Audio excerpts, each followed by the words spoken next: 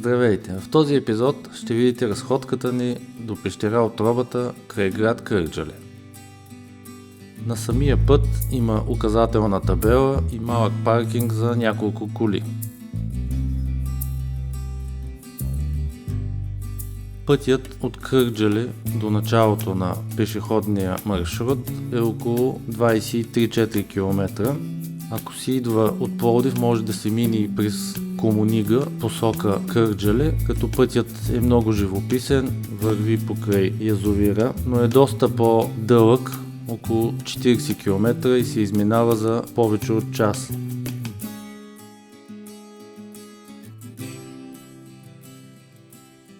Иначе разстоянието от асфалта до самата пещера Отробата се изминава за около час и 15 минути. Хубаво е да си носите вода, тъй като по пътя няма, и след първите 15-20 минути се излиза от гората и се върви почти изцяло на открито.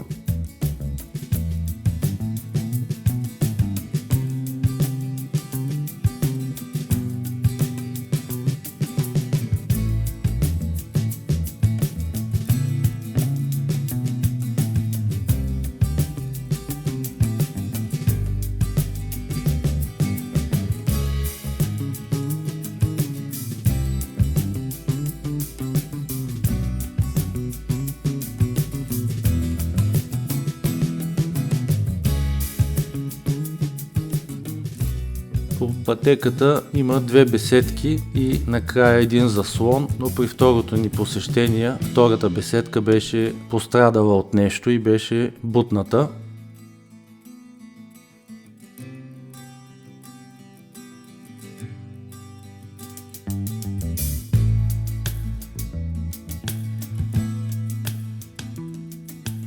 Иначе като достигнете горе заслона, трябва да се отклоните от основната пътека, но навсякъде има синя маркировка и след няколко минути се достига до пещерата.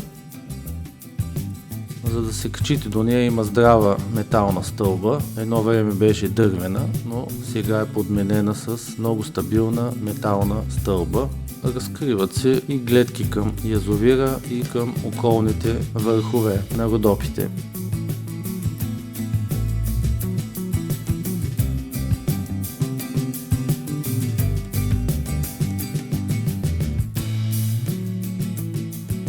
Пътят не е много труден, но не е и от най-леките, но ако сте наблизо и може да го съчетаете и с нещо друго, тъй като районът наоколо е богат на забележителности. И така, това е всичко за този епизод. Довиждане и приятно гледане!